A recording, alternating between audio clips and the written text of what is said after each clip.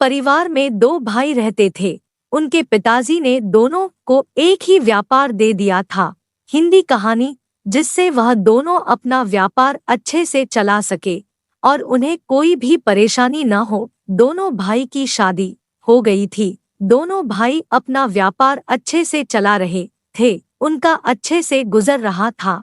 एक दिन एक बाबा उनकी दुकान पर आए थे। बाबा बाहर खड़े हुए भिक्षा मांग रहे थे। अभी अभी सुबह का वक्त हुआ था। दोनों भाई अपनी दुकान को खोलकर सफाई कर रहे थे। जब छोटे भाई ने देखा कि बाबा आए तो वह अपने बड़े भाई से कहने लगा कि सुबह सुबह यह बाबा यहाँ पर आ गए हैं और अभी तो हमारी बोनी भी नहीं हुई है। यह कुछ देर बाद भी तो आ सकते हैं। तभी बड़ा भाई बोला कि हो सकता है कि इन्हें बहुत जरूरत हो, इसलिए यहाँ आ गए हैं। हमें इन्हें कुछ दे देना चाहिए, यही हमारा कर्म है।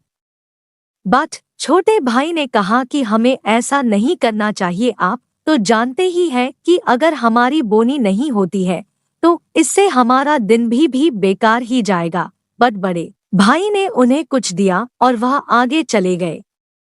इस बात पर छोटा भाई बहुत गुस्सा हो गया था, बट उसने कुछ नहीं कहा था। दोनों भाई सफाई करके अपनी दुकान पर बैठ गए थे। उस दिन ऐसा हुआ था कि एक भी ग्राहक नहीं आया था और पूरा दिन ऐसे ही चला गया था। जब शाम हुई तो छोटे भाई ने कहा कि आज आपकी एक गलती से हमारा बहुत नुकसान हो गया है। आज कोई भी नहीं आया है और हमें खाली हाथ ही घर जाना होगा। इस पर बड़े भाई ने कहा कि अगर आज ऐसा ही होना था तो ऐसा ही हुआ है, इसमें किसी की भी कोई गलती नहीं है।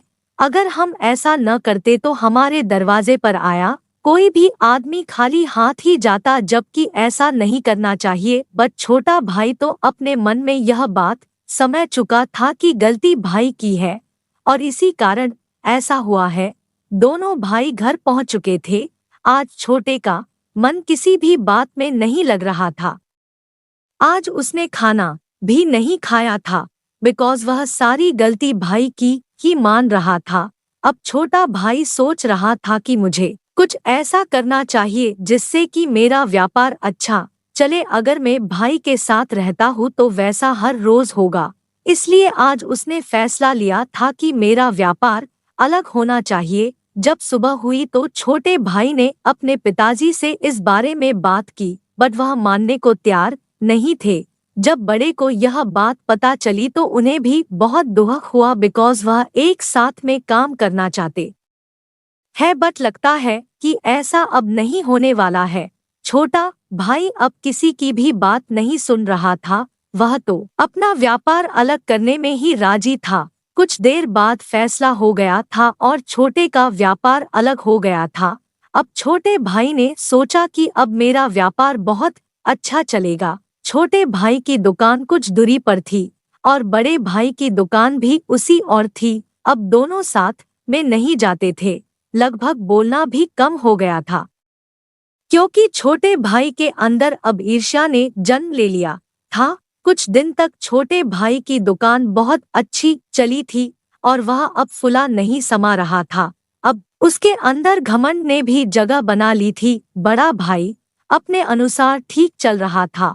उसे तो यह बात सता रही थी कि छोटे का काम अच्छा चल भी रहा है या नहीं। बट जब उन्हें इस बात का पता चला कि अब छोटे उनसे बात भी नहीं करता है तो उन्हें बहुत दुख हुआ था और अपनी गलती पर पछतावा हो रहा था कि अगर मैं उस दिन उस बाबा पर ध्यान न देता तो आज छोटा भाई भी मेरे साथ में होता।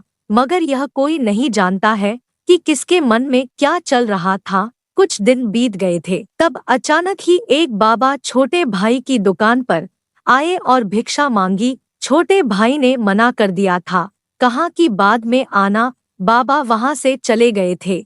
अब छोटे भाई का व्यापार कुछ ठीक नहीं चल रहा था। ऐसा कैसे हो सकता है, वह सोच रहा था, बट कुछ भी समझ नहीं आ रहा था। अभी तक तो बहुत अच्छा व्यापार चल रहा था, बट अब कुछ दिनों से पता नहीं क्या हो गया है।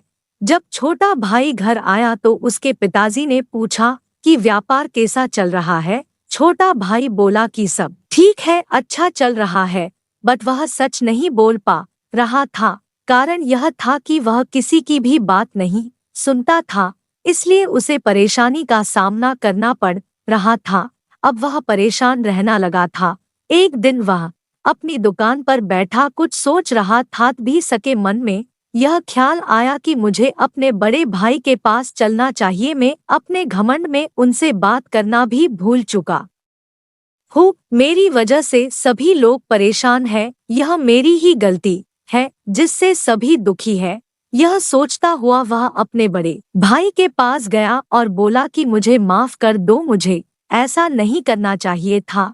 बड़े भाई ने कहा कि कुछ भी कहने की जरूरत नहीं है, अगर मन में पछतावा आ जाता है तो हमारे अंदर से सभी गाला धारणा अपने आप ही निकल जाती है। इस तरह दोनों भाई फिर से एक होकर काम करने लग गए थे। यह बात सही है कि हम जब एक साथ मिलकर कोई काम करते हैं तो हम उस काम को बहुत आगे ले जा सकते हैं, और अलग होते ही हमारी ताकत भी बढ़ जाती है। इसलिए एक साथ मिलकर काम करें और एक साथ मिलकर रहे, तभी हमें सच्ची खुशियाँ मिलती है।